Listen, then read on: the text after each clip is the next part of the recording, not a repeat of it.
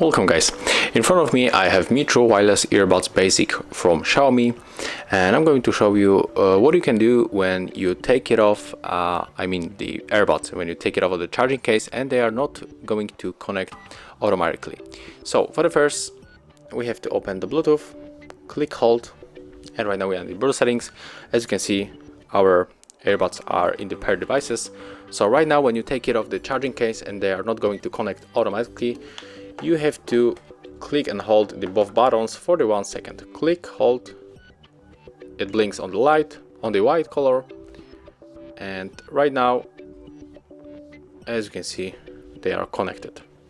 So this is how it looks. Thank you guys for watching. Leave thumbs ups, comments, and subscribe to our channel.